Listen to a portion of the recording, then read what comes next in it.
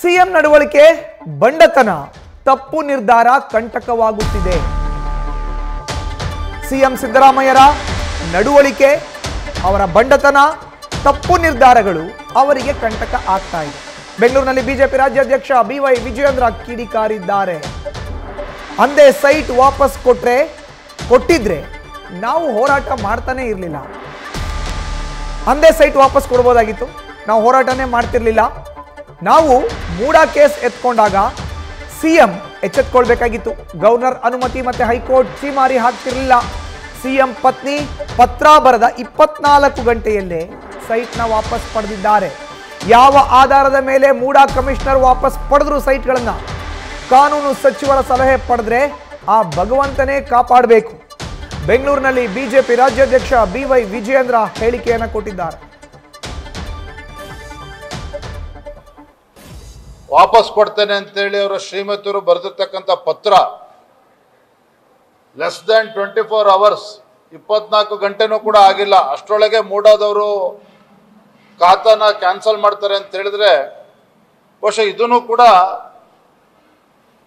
CBI ತನಿಖೆಗೆ ಪೂರಕವಾಗಿ ಘಟನೆಗಳು ನಡೆದಿದೆ ಅಂತೇಳಿ ನನ್ನ ಭಾವನೆ.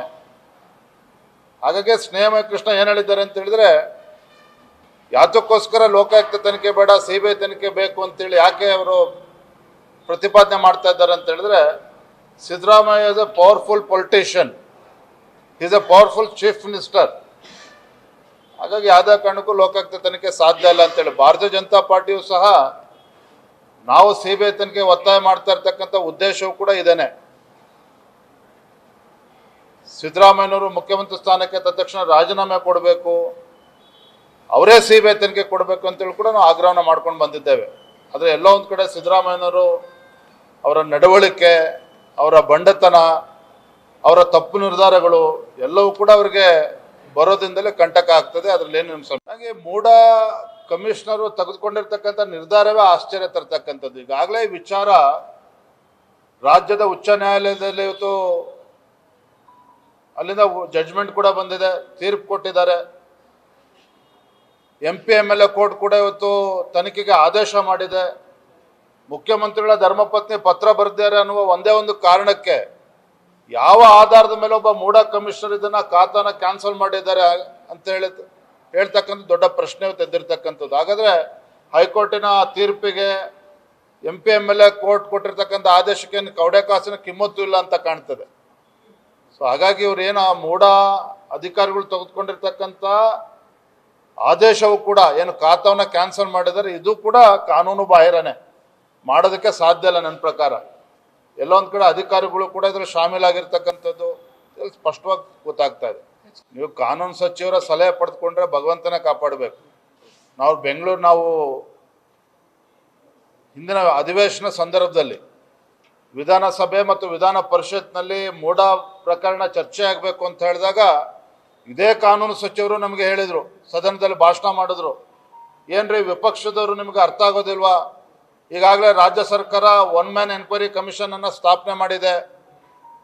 1 ಮ್ಯಾನ್ ಎನ್ಕ್ವೈರಿ ಕಮಿಷನ್ ಆದೇಶ ಮಾಡಿದಾಗ ಇದ್ರ ಬಗ್ಗೆ ಚರ್ಚೆ ಮಾಡೋದಕ್ಕೆ ಸಾಧ್ಯ ಇಲ್ಲ ಸದನದಲ್ಲಿ ಅಂತ ಹೇಳಿ ಭಾಷಣ ಬಗೆದಿದ್ರು. ಏನಾಗಿದೆ ಪರಿಸ್ಥಿತಿ?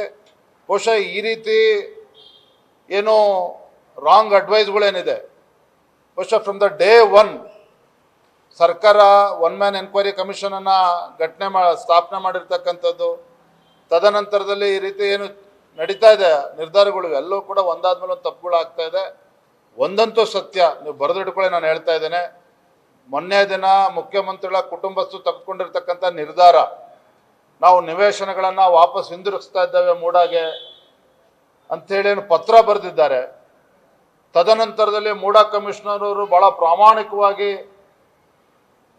ಬೆಳಗ್ಗೆ ಬಂದಂಥ ಪತ್ರಕ್ಕೆ ಸಂಜೆ ಒಳಗೆ ಖಾತಾವನ್ನು ಏನು ಕ್ಯಾನ್ಸಲ್ ಮಾಡಿದ್ದಾರೆ. ಯಾವೂ ಕೂಡ ಮುಖ್ಯಮಂತ್ರಿಗಳ ಕುಟುಂಬ ಕಾನೂನು ಕುಣಿಕೆಯಿಂದ ತಪ್ಪಿಸ್ಕೊಳ್ಳೋದಕ್ಕೆ ಸಾಧ್ಯ ಇಲ್ಲ. ನ್ಯೂಸ್ ಫಸ್ಟ್ ನಿರ್ಭೀತಿಯಿಂದ ನಿಮ್ಮ ಪರವಾಗಿ.